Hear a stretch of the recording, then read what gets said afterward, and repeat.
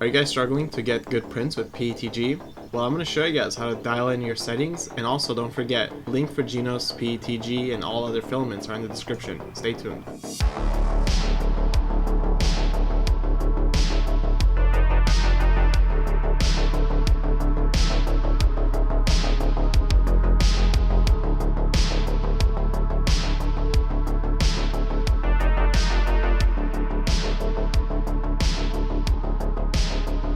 Recently we revisited Jinos' brick red PLA and we printed this cool little tank shell, which actually, if you have a lighter and you put gas from the back and ignite it, you get a cool little poof sound.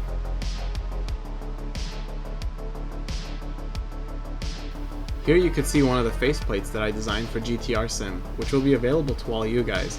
The red one was the earlier model, and here's the gray one, which is kind of the final. Here are all my retract tests that I just saved for you guys. I remixed this Simpsons TV design to fit my microphone on, and it's actually really been helpful because I could also store stuff inside. You can see we got Jinos' brick red PLA and void black right here.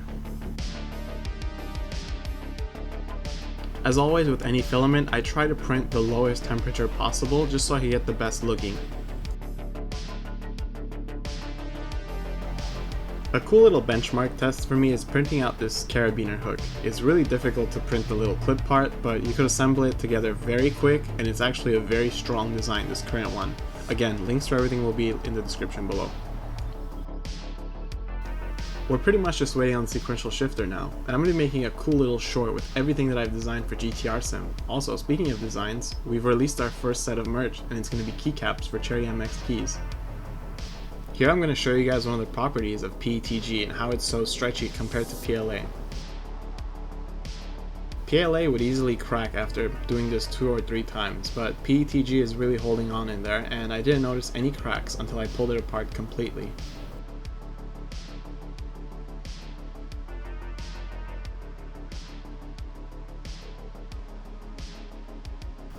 The best and fastest way to calibrate any sort of new filament is going to be by going into Cura, Marketplace, look for calibration shapes. It's this yellow cube right here. Once you've got that installed, you can close out of this, restart Cura, and once you come over to extensions, you can go part for calibration. The first thing I want to do is probably print a temperature tower. So this right here is going to be the representative temperatures at what you're going to print at. So this is just going to print at this temperature here currently, but if you want to change it, you could go to post-processing, modify G-code, you could add a script right here, and if you go down to temperature fan tower, you could see that starting temperature 220, but over here it says 260. So we'll just change this over to 260 right now, and then temperature decrease as it goes up by layer is 5, and that is correct. So we're just going to close out of this and double check this one more time right here. And after this print, you will be able to see at which layer you're having the best adhesion, bridging, or strength in general. Okay, so by now you have your temperature configured, and what we're going to do next is get our retracts configured. Come to extensions, part for calibration, and go to retract tower.